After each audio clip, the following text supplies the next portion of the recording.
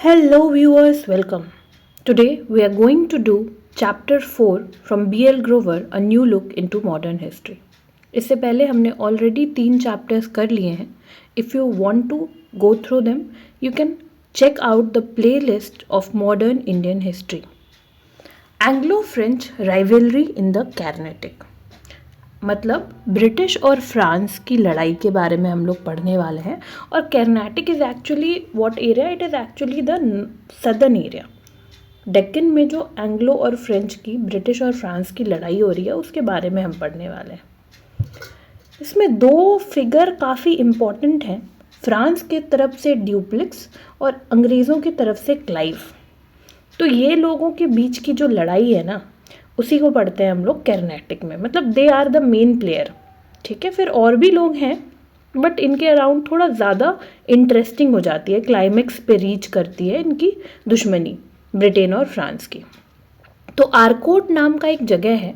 यहाँ पर J.R. सीले क्या कहते हैं कि struggle between Dupleix and Clive in India, defence of Arcot and deeds which led to founding of our Indian empire, all these events were part of desperate struggle for supremacy between England and France.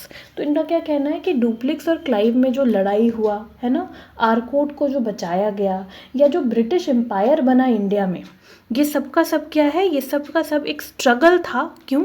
एक struggle था सुप्रीमैसी का. England और France दोनों ही यही चाह रही थी कि इंडिया में वो अपनी सुप्रीमैसी को क्या करे? स्टैब्लिश करे. तो अगर इंग्लिश और फ्रेंच कंपनी के शुरुआत की बात करें तो दोनों की शुरुआत इंडिया में क्या हुई है? काफ़ी इकोनॉमिकल रही है ना. They have their humble beginnings. और बिगनिंग में ओरिजिन क्या है? इकोनॉमिक ओरिजिन है ना. ट्रेड से उन्होंने शुरुआत किया है इंडिया में. लेकिन फिर सिचुएशन सिनेरियोज ऐसे क्रिएट होंगे कि ट्रेड से लेकर के पॉलिटिक्स तक का सफ़र जो है ये लोग तय करेंगे. कैसे करते हैं उसके कुछ रीजंस जो है वो यहाँ पर लिखे हुए हैं. First is Mughal central authority जो है वो काफ़ी वीक हो चुकी थी. तो मुगल लोग जो हैं, वो लोग जो मुगल वाइस रॉय थे दक्कन में, वो बिल्कुल भी इस लायक नहीं थे कि वो यूरोपियन कंपनीज के ट्रेडिंग इंटरेस्ट को प्रोटेक्ट कर सके. प्रोटेक्ट किससे करना था भाई? तो प्रोटेक्ट करना था रेड्स ऑफ मराठास से. ठीक है, मराठा बार बार रेड डाल देते थे. ठीक है, तो ये सारी चीज़ों से प्रॉब्लम हो जाती थी. तो यूरोपियन कंपनीज़ को समझ आ गया कि धीरे धीरे उनको ये अंदाज़ा लग गया कि अपने इंटरेस्ट को बचाने के लिए मुगल सेंट्रल अथॉरिटी या उनके सबॉर्डिनेट्स जो हैं उनसे हेल्प के आस में बैठे नहीं रहा जा सकता. खुद ही क्या होगा? तैयार रहना होगा तलवार निकालने के लिए समय समय पर. तो मर्केंटलिज्म की इनकी आइडियोलॉजी थी, है ना. मर्केंटलिज्म यानी कि अपना प्रॉफिट देखना, है ना, मर्चेंट वाली सोच. तो इंग्लिश और फ्रेंच कंपनीज जो है इनको चाहिए था क्या? Huge profit margin. इस वजह से ये लोग क्या चाहते थे कि एक तो पहले मराठा से रेड से भी बचें और दूसरा कोई और कंपटीशन ना हो. तो इंग्लिश के लिए फ्रांस एक कंपटीशन है क्योंकि वो भी उतना ही डेवलप कर रहा है और सेम चीज़ में आ गया. वो भी यूरोपियन कंपनी है तो वो भी काफ़ी डेवलप्ड है. और फ्रांस के लिए वैसे ही English is also a competition. ठीक है, ये लोग क्या करना चाहते हैं? मोनोपॉली स्टैब्लिश करना चाहते हैं. मोनोपॉली क्या होता है? एक ऐसा मार्केट जहाँ पर बस एक इंसान या एक सेलर सामान बेच रहा हो और ख़रीदार काफ़ी हो. ऐसे में क्या होता है? सेलर की काफ़ी चलती है. तो फ्रेंच क्या चाह रहे हैं? फ्रेंच चाह रहे हैं और इंग्लिश चाह रहे हैं दोनों कि मोनोपॉली वो लोग बना ले इंडियन मार्केट में अपनी, है ना. इस मोनोपॉली में उनको क्या करना है? डियर कमोडिटीज़ को बेचना है. डियर में मतलब महंगी कमोडिटीज़ बिकने चाहिए और क्या होने चाहिए? सस्ते में वो यहाँ से रॉ मटेरियल खरीद पाएँ. ठीक है, और इसीलिए ये काफ़ी ज़रूरी था कि अगर उनको महंगा बेचना है और इंडियंस खरीदें ही और बदले में उनको इंडिया के आइटम को सस्ता लेना है रॉ मटेरियल को, तो इसके लिए इनको पॉलिटिकल कंट्रोल करना पड़ेगा इंडिया पर. मैक्सिमम यूरोपियन कॉन्फ्लिक्ट जो 18th सेंचुरी में होगी यूरोप के अंदर, है ना, ये इंडिया है. अब इंडिया के बाद यहाँ पर अरब लैंड्स आएंगे, ये अफ्रीका है. इस तरफ यहाँ पर हम जब आगे बढ़ेंगे एशिया में तो यहाँ पर हमें यूरोप दिखेगा, है ना. यूरोप में बहुत सारी कंट्रीज़ है. इसमें 2 कंट्री जो जिसकी हम बात करें that is English and France. तो यूरोप में हमने कहा जैसे कि बहुत सारी कंट्रीज़ है. तो ये सारी कंट्रीज़ आपस में लड़ते रहती थी. क्योंकि ये सब जो है ना ऑलमोस्ट सेम टाइम पर थोड़ा मॉडर्नाइज हो गए थे, तो सबको सुपरमेसी चाहिए, तो लड़ते रहती थी। तो वैसे में क्या होता था ना कि इंग्लैंड और फ्रांस हमेशा ऑपोजिट साइड रहते थे, है ना। Suppose just for an example let us take कि जर्मनी है एक यूरोपियन कंट्री, और हम लोग ले लें कोई भी दूसरी कंट्री, सपोज इटली है, और अगर जर्मनी और इटली आपस में लड़ रही है ना, तो इंग्लिश अगर जर्मनी का साथ देगी तो फ्रांस हमेशा इटली का साथ देगी। ऐसा सिनेरियो था, है ना, 18th सेंचुरी में, कि इंग्लिश और फ्रांस जो है ना वो हमेशा ऑपोजिट साइड में रहते थे वॉर में। और इंडिया तो बस एक थिएटर थी इन वॉर की, है ना। इंडिया भी, क्योंकि इंडिया में भी वो लोग रह रहे हैं इंग्लैंड से और फ्रांस से आए हुए लोग, तो वो लोग आपस में जब उनके होमलैंड में लड़ाई हो रही है तो यहाँ भी लड़ रहे हैं। दूसरे कंट्री में एंग्लो फ्रेंच राइवलरी जो है वो कैसे शुरू हुई थी, वो कैसे शुरू हुई, इंडिया में कैसे शुरू हुई, ऑस्ट्रियन वॉर ऑफ सक्सेशन की वजह से पहली राइवलरी शुरू हुई, और ख़त्म कैसे होती है, 7 years वॉर पर ख़त्म हो जाती है। इस समय क्या हो रहा होता है कि इंडिया में क्यों लड़ाई होती है, कैसे होती है, ये सारी चीज़ों को हम देखेंगे। बट हमें इससे पहले जानना है कि फ्रांस और इंग्लिश इंडिया में कहाँ स्टैंड कर रहे हैं। तो फ्रेंच लोग जो हैं ये काफ़ी सारी फैक्ट्रीज बना चुके हैं, मसूलीपट्टनम, करिकल, माहे, सूरत, चंदरनागौर और भी बहुत सारी जगह पे, ये सारी जगह इंपॉर्टेंट है। जबकि इंग्लिश जो है वो अपनी फैक्ट्रीज बना चुकी है मद्रास, बॉम्बे और कैलकाटा में। पढ़े अगर फर्स्ट वॉर ऑफ कर्नाटिक के बारे में, तो फर्स्ट वॉर ऑफ कर्नाटिक कब होती है, 1746 में होती है और ख़त्म हो जाती है 48 में। तो ये क्यों शुरू हुई थी, इसके 6 साल पीछे इसका रीज़न लाई करता है क्या। 1740 में क्या हुआ ना, इंग्लैंड में एक लड़ाई हुई, ऑस्ट्रियन वॉर ऑफ सक्सेशन, और जैसा पहले ही बताया क्या होगा, इंग्लैंड नहीं सॉरी यूरोप में लड़ाई हुई, और इसमें एक लीडर को अगर सपोर्ट कर रहे हैं इंग्लैंड वाले लोग, तो दूसरे पार्टी को सपोर्ट कर रही है फ्रांस। तो इसलिए लड़ाई जो है वो इंग्लैंड में ये लोग ऑपोजिट साइड्स पर हैं, ठीक है। लेकिन इंग्लैंड और फ्रांस दोनों तरफ से ये कहा गया है कि आप लोग इंडिया में मत झगड़ना, ये जो है ये यूरोप की लड़ाई है, इसको एशिया मत ले जाओ। लेकिन उसके बावजूद क्या होगा, इंग्लिश की तरफ से शुरुआत हो जाएगी वॉर की, है ना। इंग्लिश नेवी जो होगी, ब्रिटिश नेवी, उसके लीडर कौन है, बार्नेट लीडर है, बार्नेट उसके लीडर है। और बार्नेट क्या करते हैं ना, बार्नेट शुरुआत करते हैं लड़ाई की, कैसे भाई, तो फ्रेंच के शिप को ना ये कैप्चर कर लेंगे। इस समय फ्रांस के गवर्नर जनरल हैं इंडिया में, पौंडीचेरी में, कौन, ड्यूप्लेक्स। ये बड़े ही खतरनाक आदमी हैं, तो ये बहुत ही ज़्यादा मतलब ना माइंड गेम खेलते हैं, साथ साथ बड़े ही एम्बिशियस हैं, तो इनको तो मौका चाहिए था। तो जैसे ही ड्यूप्लेक्स ने देखा कि बार्नेट ने क्या कर लिया है भाई, बार्नेट ने तो शिप्स कैप्चर कर लिए हैं, तो ड्यूप्लेक्स क्या करते हैं, ड्यूप्लेक्स जो है वो जाते हैं पौंडीचेरी, वो क्या करते हैं, वो इमीडिएटली एक अर्जेंट अपील भेजते हैं। किन्हें अपील भेजते हैं, ला बॉर्डानिस को अपील भेजते हैं। ला बॉर्डानिस जो है ये फ्रांस के गवर्नर हैं मॉरिशियस के। मॉरिशियस जो है वो क्या है, वो अफ्रीका के पास एक छोटा सा जगह, अफ्रीका में है मॉरिशियस, है ना। तो मॉरिशियस जो है, मॉरिशियस में कौन है, ला बॉर्डानिस हैं। ला बॉर्डानिस जो है वो ड्यूप्लेक्स की मदद को रिस्पॉन्ड करेंगे। कैसे मदद को रिस्पॉन्ड करते हैं, तो ला बॉर्डानिस जो है वो एक स्क्वाड्रन भेजते हैं 3000 लोगों का कोरोमंडल कोस्ट पे, ठीक है। और इसके बाद फिर क्या होता है, इंग्लिश फ्लीट को हरा देते हैं। वो इंग्लिश फ्लीट जिसने कैप्चर किया था फ्रेंच शिप, वो अब क्या हो चुकी है, वो हार चुकी है। तो अगर हम सिचुएशन को एनालाइज करने की कोशिश करें डायग्रामेटिकली, तो हम यहाँ पर थोड़ा समझ सकते हैं कि सपोज दिस इज़ इंडिया, ठीक है। तो कोरोमंडल कोस्ट क्या है, ये तमिलनाडु कोस्ट है, तो ये है कोरोमंडल कोस्ट, ठीक है। और अफ्रीका है इधर को, है ना, excuse me for my drawing. तो अफ्रीका यहाँ है, और अफ्रीका के यहाँ पर क्या है, मेडागास्कर है, और यहीं पर मॉरिशियस भी है, ठीक है, आइलैंड नेशन है। तो यहाँ पर कौन है, यहाँ पर फ्रांस गवर्नर हैं, और ये क्या करेंगे, ये यहाँ पर से 3000 लोगों की टुकड़ी को क्या भेज देंगे, कोरोमंडल कोस्ट पर भेज देंगे।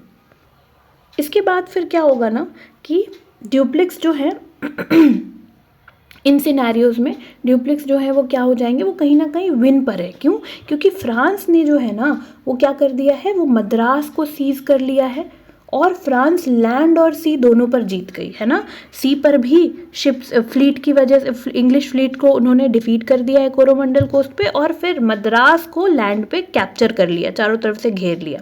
तो फ्रांस क्या हो रही है, फ्रांस मजबूत दिख रही है। लेकिन फिर इसी समय क्या होगा, 21 सितंबर 1746 को क्या होगा कि टाउन कैपिटुलेटेड टू द फ्रांस, ये टाउन जो मद्रास की है ये फ्रांस को चली जाएगी और बहुत सारे लोगों को बंदी बनाया जाएगा। इसमें क्लाइव को भी बंदी बना लिया गया है ना। तो फ्रांस देखिए कितने ज़्यादा विनिंग साइड पर है। इसके बाद क्या होगा, ला बोर्डोनेस जो है ये डिसाइड करेंगे to ransom the town to the English for cash payment. ये एक गलती देखी जाएगी, है ना, कि ला बोर्डोनेस जो है ना ये क्या करेंगे, ये इंग्लिश को ये टाउन देने लग जाएंगे मद्रास, ठीक है, और बोलेंगे कैश में पे कर दो और ये मद्रास ले लो, कोई बात नहीं। ड्यूप्लिक्स मना करेंगे कि नहीं नहीं ये सजेशन बहुत गलत है, ये सजेशन सही नहीं है।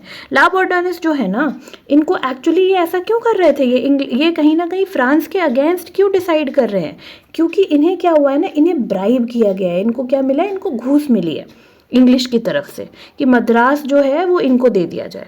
तो ड्यूप्लिक्स जो है वो डिसओन करेंगे ये रैश एक्ट को और रिकैप्चर कर लेंगे मद्रास, वो नहीं मानेंगे ला बोर्डोनेस की बात। लेकिन ड्यूप्लिक्स की एफर्ट जो है, जो उन्होंने कोशिश किया कि वो सेंट डेविड फोर्ट को कैप्चर कर लें, जो कि पौंडीचेरी से कहाँ है, 18 माइल साउथ पर थी, है ना। इफ दिस इज पौंडीचेरी तो यहाँ से 18 माइल साउथ पर क्या है, सेंट डेविड फोर्ट है।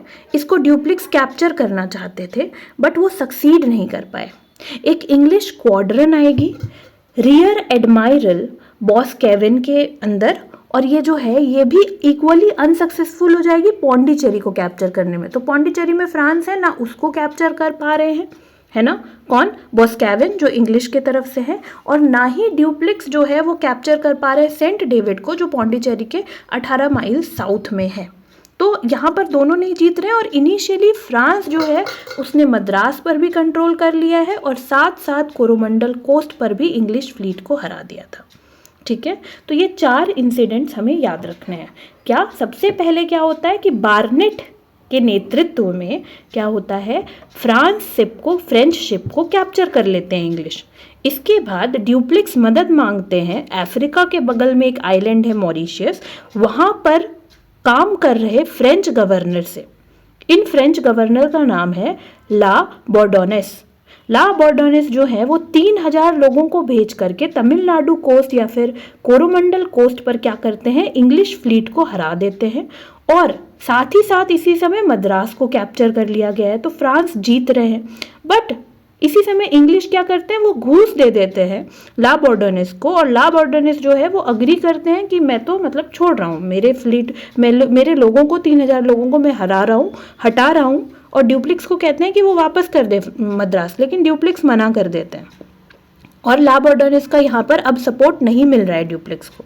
तो ड्यूप्लिक्स थोड़े वीक पड़ चुके हैं। ऐसे में ड्यूप्लिक्स कोशिश करते हैं कि पौंडीचेरी में उनका सेटलमेंट है, तो पौंडीचेरी से 18 माइल साउथ की तरफ, दक्षिण की तरफ क्या है, सेंट डेविड है, वो उसको कैप्चर कर ले, बट वो नहीं कर पाते हैं। और ना ही इन सब सिचुएशन में क्या होता है, एक अंग्रेज है, बॉस्कैविन नाम है, रियर एडमायरल बॉस्कैविन, ये कोशिश करते हैं कि ये पौंडीचेरी को सीज कर लें, ये भी पॉसिबल नहीं होता। तो जून से अक्टूबर तक 1748 के ऐसी चीज़ें हो रही है। फर्स्ट कर्नाटिक वॉर जो है is memorable for the battle of Santhome. ये इसको इसलिए भी याद रखते हैं क्योंकि बैटल ऑफ सेंथोम यहाँ पर हुआ है फ्रेंच और इंडियन फोर्सेस के बीच में। तो एक्चुअली अब हमें ये समझना होगा कि अचानक से इंडियन फोर्सेस कैसे आ गई। जब फ्रांस और ब्रिटेन लड़ रहे हैं तो इंडियन फोर्सेस कहाँ आ गई, तो ब्रिटेन बड़े चालू है। तो इन्होंने क्या किया है, इन्होंने कर्नाटक में हो रही है ये सारी लड़ाई, तो कर्नाटक के नवाब हैं एक, तो इनको कहते हैं अरे आप ही तो सब हो, आप ही तो नवाब हो, अनवरुद्दीन नाम है इनका। तो अनवरुद्दीन को कहते हैं आप हमें बचा लो। अब नवाब भी बड़े अच्छे माइंड से नहीं सोचते हैं कि ये तो बाहरी लोग हैं, ये आपस में लड़ रहे हैं, मुझे क्या लेना देना, ये सोचते हैं अरे मैं तो नवाब हूँ, मुझसे तो मदद मांगी गई है, कैसे नहीं करूँ। तो ये क्या करते हैं, ये फ्रांस फोर्सेस पर अटैक, पहले फ्रांस को मना करते हैं और जब फ्रांस नहीं बात मानते हैं और इंग्लिश को मद्रास वापस नहीं करते हैं तो क्या करते हैं, नवाब लड़ने लग जाते हैं, अपने फोर्सेस को भेज देते हैं फ्रेंच फोर्स से लड़ने के लिए। नवाब की फोर्स काफ़ी बड़ी होती है, ये भी एक बहुत ही बड़ी मिस्टेक है यहाँ पर नवाब के तरफ से, जिससे इंडिया की जो मिलिट्री प्रिपेयर्डनेस है उसमें जो हॉलोनेस है वो काफ़ी ईजिली यूरोपियन को यहीं से पता चलेगी पहली बार। तो नवाब ऑफ कर्नाटक जो है ना, ये अपने बड़े से फोर्स को भेजते हैं और फ्रांस की छोटी सी डिसिप्लिन फोर्स होती है और फ्रेंच फोर्सेस कहीं ना कहीं हरा देती है ना। Differences arose between French and the nawab over the custody of Madras. हमने पहले ही बात किया कि मद्रास जो है वो नवाब कह रहे हैं कि कस्टडी नहीं ले सकते हैं फ्रांस, इसी में लड़ाई हुई। और अनवर उद्दीन जो हैं वो क्योंकि कर्नाटक के ओवरलॉर्ड हैं तो वो यूरोपियन कंपनीज को क्या कह रहे हैं कि मद्रास में हॉस्टिलिटीज़ ख़त्म करिए, है ना, इस टेरिटरी में आप नहीं लड़ सकते हैं क्योंकि पीस बर्बाद हो रही है मद्रास की। ड्यूप्लिक्स जो है वो उनको बोलते हैं कि हम जो है वो मद्रास को सरेंडर कर लेंगे मद्रास को कैप्चर करने के बाद, ऐसा ड्यूप्लिक्स का कहना है। जब ड्यूप्लिक ने जो है वो अपने प्रॉमिस पर, ड्यूप्लिक्स भी खड़े नहीं हुए, उन्होंने बस कह दिया हम तो मद्रास को कैप्चर सरेंडर कर देंगे, बट फिर उसके बाद मद्रास को चारों तरफ से घेर लिया है बट सरेंडर करने का नाम नहीं ले रहे। तो ऐसे में नवाब जो है वो क्या करते हैं, वो अपने लोगों को भेजते हैं लड़ने के लिए। और छोटी सी फ्रेंच आर्मी जिसमें बस 230 यूरोपियंस हैं, ओनली 230 यूरोपियंस, और वो फ्रेंच आर्मी क्या करती है, वो 700 इंडियन सोल्जर्स के ऊपर भारी पड़ती है। यहाँ पर फ्रेंच को कौन कहीं ना कहीं गाइड, कौन, 700 Indian soldiers under captain Paradise जो है, ये लोग जो है met large Indian army. I am so sorry. तो फ्रेंच आर्मी में क्या है, 230 यूरोपियन है और 700 इंडियन सोल्जर्स हैं, और इन सब की, ये सब किसके अंदर है, कैप्टन पैराडाइज के अंदर है। और ये लोग जो है इंडियन आर्मी, इसके बदले अब देख लीजिए तो ये 930 है, 1000 भी नहीं है, और इसके बदले नवाब की आर्मी कितनी है, वो 10,000 है, ठीक है। और नवाब की आर्मी को कौन, इनका जो है फ्रेंच आर्मी का कमांडर है कैप्टन पैराडाइज, और नवाब की आर्मी के कमांडर है महफूज खान, ठीक है। तो महफूज खान इस आर्मी को सेफ नहीं रख पाते, महफूज नहीं कर पाते हैं। तो ये लड़ाई होती है सेंट थॉम में, और फिर कौन से रिवर के किनारे है, तो अडियार नदी के किनारे होती है, और 10,000 लोगों को ये 930 लोग मिलकर के हरा देते हैं, ठीक है। तो यहाँ से यूरोपियंस को ना ये पता चल जाता है कि इंडियन लोग बस नंबर में ज़्यादा हैं, बट अगर हम डिसिप्लिन्ड रहें तो आराम से हरा सकते हैं एक एक करके इनको। तो ये एक वीकनेस जो है ना कहीं एक्सपोज कर देती है। फिर फर्स्ट कर्नाटिक वॉर जो है वो एंड हो जाती है। क्यों एंड हो जाती है ऑल ऑफ अ सडन, क्योंकि ऑल ऑफ अ सडन शुरू भी हुई थी, है ना, वहाँ हॉस्टिलिटीज़ ख़त्म हुई यूरोप में, तो यहाँ भी झगड़ा ख़त्म, ठीक है। तो एक ट्रीटी होती है जिसका नाम है ट्रीटी ऑफ एक्स-ला-चैपल। ये जो है इससे ऑस्ट्रियन वॉर ऑफ सक्सेशन ख़त्म हो जाता है। और क्योंकि ऑस्ट्रियन वॉर ऑफ सक्सेशन ख़त्म हो जाता है तो इसी ट्रीटी के टर्म्स में क्या है कि मद्रास जो है वो वापस इंग्लिश को दे देना है, ठीक है। और ये फ्रांस को वापस करना पड़ा ना चाहते हुए भी। फर्स्ट राउंड ऑफ स्ट्रगल जो है वो क्या हो रहा था, कहीं ना कहीं ड्रॉ हो गया, क्योंकि कोई भी नहीं जीत पाया, ना फ्रांस ही जीत पाई ना इंग्लिश ही जीत पाए। लेकिन हमने देखा कि लैंड में फ्रेंच सुपीरियॉरिटी जो है वो हमें दिख रही थी, है ना। उन्होंने मद्रास को कैप्चर कर लिया था और पौंडीचेरी इंग्लिश कैप्चर कर नहीं पाए थे। ड्यूप्लिक्स ने जो है ये प्रूफ किया कि उनकी जो स्किल है और डिप्लोमेसी है वो काफ़ी एक्स्ट्रा ऑर्डिनरी है, मामूली नहीं है उनकी स्किल। और इंग्लिश जो है वो बिल्कुल फेल हो गए थे मद्रास को डिफेंड करने में, ना ही उन्होंने जो है पौंडीचेरी को कहीं से वो घेर पाए, तो है ना। तो यहाँ पर जो है इंग्लिश ना मद्रास को अपना डिफेंड कर पाए ना पौंडीचेरी को घेर पाए। तो कहीं ना कहीं फ्रांस ऊपर है, तराजू में फ्रांस ऊपर जा रहा है इस बैटल में। लेकिन ये वॉर जो है इससे हमें एक चीज़ समझ में आ गया, और हमसे पहले वो इंग्लिश को समझ में आ गया, क्या कि नेवल पावर काफ़ी इम्पॉर्टेंट है ना। नेवल पावर अच्छा बनाना पड़ेगा, ठीक है। और अगर नेवल पावर सही रखेंगे तो ही जीत पाएंगे डक्कन में अगर लड़ाई होती है तो this was all about the first Carnatic war. In the next lecture we'll be doing about the second Carnatic War. For that, stay tuned, keep watching. Thank you.